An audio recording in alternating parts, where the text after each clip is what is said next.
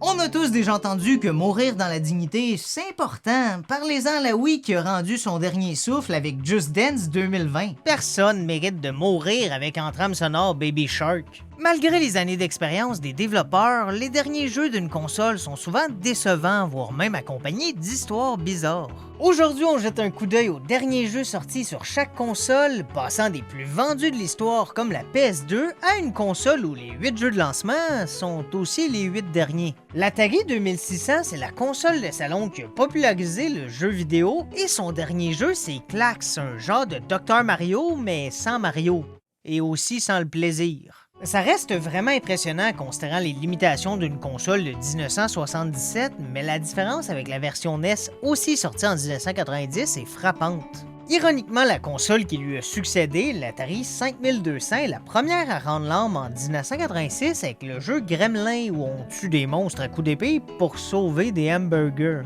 Bon, ça sonne comme un rêve d'Homer Simpson, mais c'est mieux que la version d'Atari 2600 où on n'a pas d'épée, on doit juste attraper des gizmos dépressifs. Sentinel, c'est le dernier jeu de l'Atari 7800 et le seul exclusif à l'Europe. C'est tellement bâclé qu'Atari a même pas pris la peine de faire un vrai manuel comme tous les jeux de l'époque, ils ont juste envoyé le prototype du manuel de base. L'Intellivision, ça c'est la console qui a surprenamment survécu 10 ans avec comme manette un téléphone. Le dernier jeu sort à l'automne de 1989 et c'est Spiker Super Pro Volleyball. À voir le gameplay, le titre aurait pas dû avoir un point d'exclamation, mais 3 points de suspension. La NES comprend 1251 jeux et seulement un a l'honneur d'être le dernier. Bon, en fait, je vais parler de deux jeux, le dernier en Europe et le dernier en Amérique du Nord. Le 1er décembre 1994 sort Wario's Wood en Amérique, un jeu où les vêtements de Wario sont mauve et blanc vu les limitations de couleur de la console pour le jaune. C'est aussi un des 19 jeux NES auxquels on peut jouer sur le premier Animal Crossing. Moi j'ai toujours été un énorme fan de Wario, donc c'est vraiment le fun de pouvoir contrôler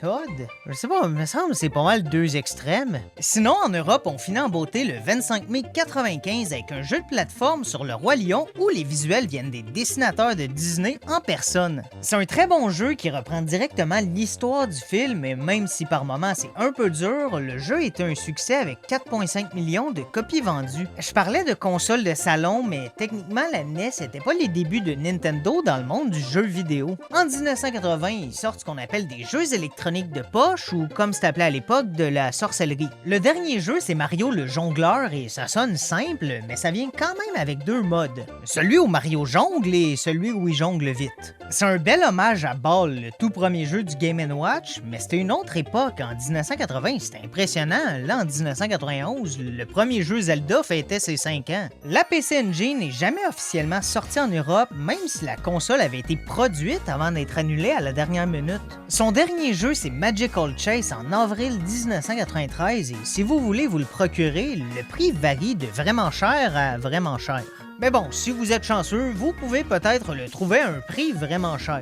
La Master System débarque en 1986 et même si elle échoue dans le marché américain, c'est un bon succès en Europe. Ça se voit dans les derniers jeux vendus aux États-Unis, c'est le premier jeu Sonic le 25 octobre 1991, alors que les Européens ont été gâtés jusqu'en 96 avec les Schtroumpfs photos du monde, fait par Infogrames. C'était une console en avance sur son temps, c'est là que Christopher Nolan a trouvé la fameuse réplique « Soit on meurt en héros, soit on vit assez longtemps pour se voir endosser la peau du méchant. » Oh, le Virtual Boy, le plus gros échec de Nintendo en termes de console, mais leur plus gros succès niveau réplique de télescope pour sous-marin. 3D Tetris sort le 22 mars 1996 et c'est vraiment le jeu parfait pour se donner envie de jouer au vrai Tetris. Là, tu me dirais que c'est ça qu'on voit juste avant de mourir et je te crois. Ok, à partir de maintenant, je vais commencer à regarder des deux côtés de la rue. L'Atari Lynx, c'est la première console portable avec un écran LCD couleur.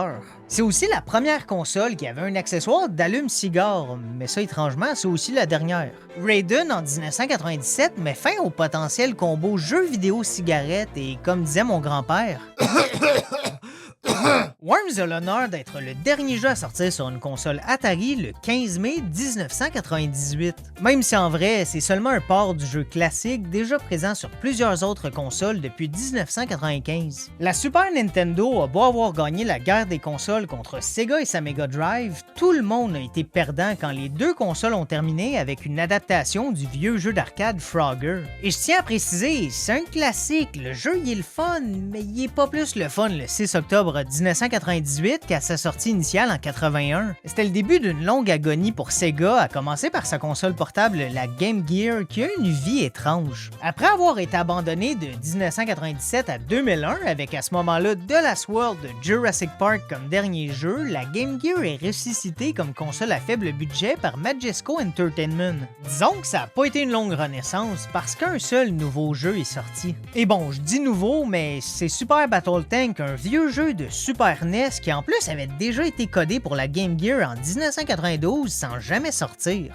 Le jeu est correct, mais la console était morte depuis 4 ans, ça valait-tu vraiment la peine? C'est comme si on ramenait à la vie Michael Jackson, mais pour lui faire chanter Bonne Fête. Le dernier jeu sorti sur Sega Saturn, c'est Deep Fear en novembre 1998, soit seulement 3 ans après le lancement de la console. C'est un très bon jeu de survie d'horreur dans le style de Resident Evil avec une mécanique intéressante où on doit gérer notre air. Perso, ça me stresse beaucoup plus que les zombies parce que manquer d'air, c'est possible. On a tous déjà surestimé nos capacités en décidant de monter des escaliers. Le coup de grâce pour Sega, ça a été la Dreamcast sortie le 9 septembre 1999 et même si les critiques aimaient vraiment la console, elle a dû abandonner sa production le 31 mars 2001. Vers la fin, Sega perdait environ 270 millions de dollars américains par année, ce qui, selon mes calculs, équivaut à beaucoup. Le dernier jeu d'une console Sega, c'est Razor Freestyle Scooter le 5 novembre 2002 et la rumeur veut que cette journée-là, dans les bureaux de Sega, personne n'a entendu la phrase « Hey gang, faut voir le positif, au moins on finit avec un jeu de scooter ». La CDI, c'est la preuve vivante que dans la vie, on peut se remettre de n'importe quelle humiliation parce que la console a survécu au fameux jeu Zelda.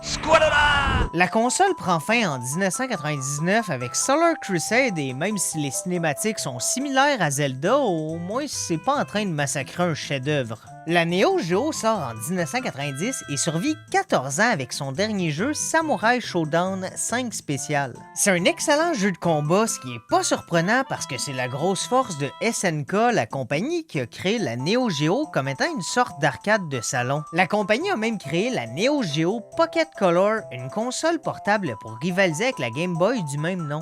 C'est un fiasco qui a même pas survécu 1 an parce que Nintendo avait juste trop d'emprise sur le marché. Ta plus grosse source de vente devrait jamais être des mères qui se trompent de console. Le 22 mai 2000 sort le dernier jeu Metal Slug Second Mission, une espèce de run and gun qui me fait beaucoup penser au jeu Flash qu'on avait sur internet à l'époque. La légendaire Game Boy se conclut avec le tout aussi légendaire Pokémon Jaune. Le jeu est sorti 1 an après les versions rouge et bleu, soit le 19 octobre 1999.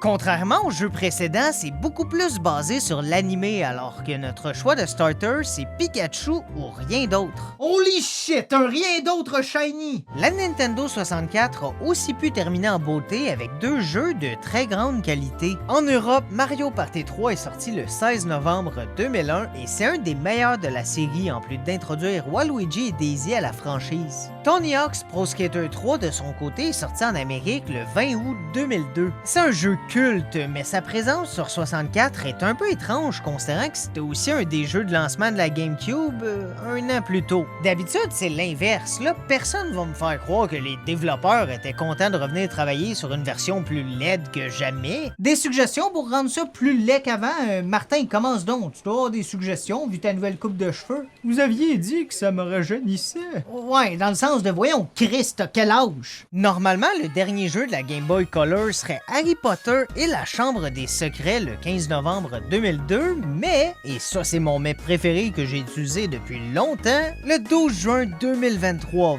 26 ans après la sortie de la console, la mascotte de McDo, Grimace, a eu droit à un jeu pour sa fête. Je pense que cette journée-là, on a tous ressenti un petit quelque chose en dedans de nous sans savoir que c'était pour Grimace. Me semble que j'ai une montée soudaine de cholestérol. La PlayStation a connu un succès monstre, plus de 100 millions d'unités vendues. déçu. Est-ce qu'elle méritait vraiment de partir avec Schnappi 3 Fun Game? C'est sorti le 1er mai 2005 seulement en Allemagne et spoiler alert, ils ont menti sur la portion fun. Le titre aurait dû être Schnappi.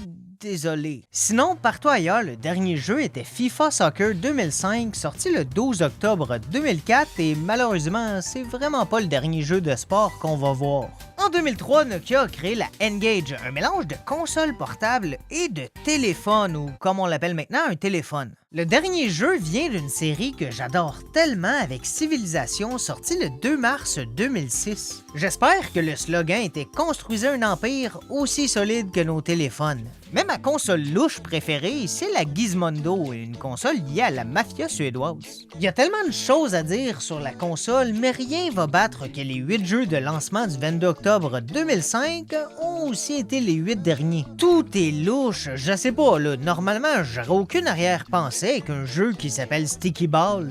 Bon, ok, quand même un peu. Sérieusement, est-ce que quelqu'un a regardé l'intro du jeu et a continué le processus de vouloir jouer? On dirait une prise d'otage ou je sais pas quelle balle est la psychopathe. Le 15 novembre 2007, la Game Boy Advance est achevée par High School Musical Livin' the Dream. Oui, ça me fait penser à un rêve, mais pas un bon, un qui se termine avec une paralysie du sommeil. La GameCube et la Xbox quittent avec un gros boom, et ça c'est juste le son de moi qui lance Madden NFL. Au moins sur GameCube en Europe, c'est beaucoup plus intéressant avec un jeu de plateforme sur le film Ratatouille, sorti le 3 août 2007. Moi, tu me donnes le choix entre du football américain ou une vieille madame avec un shotgun, je prends 100% la grand-mère de Rambo. La PS2, c'est la console la plus vendue de l'histoire avec 160 millions d'unités commercialisées pendant plus de 12 ans. Et qu'est-ce qu'on a? FIFA 14 en Amérique et 2 mois plus tard en Europe, PES. En passant, j'ai inversé les images des deux jeux. Est-ce que quelqu'un est vraiment offusqué? La PSP a plié bagage un peu moins de 10 ans après sa sortie avec un assez bon JRPG en End of Serenity le 24 août 2014. Simple, efficace et pas un crise de jeu de sport.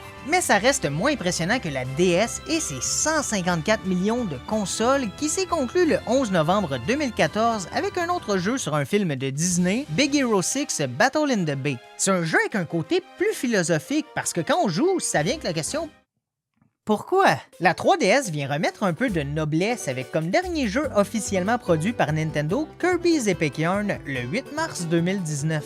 Ok, pas tant que ça, c'est un port du jeu de Wii, mais ça reste un excellent jeu, même si c'est vraiment facile. Là, on arrive à un point où je vous préviens, absolument rien est logique. Il reste 4 consoles avec seulement 2 jeux différents qui terminent ces 4 consoles, mais, et c'est mon mets préféré depuis 3 minutes, chacun des 2 jeux sont pas sortis 2 fois chacun sur 2 consoles, ou encore mieux, les 2 sur les 4 consoles. Non, les 2 sont sortis 3 fois en oubliant chacun une seule et différente console. Shakedown Hawaii, c'est un genre de GT-like qui est excellent et qui, depuis 2019, a décidé de sortir sur 8 consoles, passant de la PS5 à la PS3 avec un petit détour vers la Wii. Vraiment, rien y échappe. Mais c'est encore plus compliqué parce que, par exemple, sur Wii U, il est seulement sorti en Amérique, mais sur Wii, il est juste sorti en Europe. Pour vrai, qui a planifié ça? Un capybara? Et là, son rival de l'absurdité est pas mieux. Just Dance 2019 a été le dernier jeu à sortir sur Xbox et en Europe sur Wii U le 23 octobre 2018. Mais là, il nous manque le dernier jeu américain sur Wii qui est Just Dance 2020. On dirait qu'il voulait juste montrer que la Wii U méritait de mourir avant. Aucun parent devrait enterrer son enfant. Là, vous avez tué la Wii U devant la Wii pour revenir l'achever un an après de la même manière. Ubisoft va chier.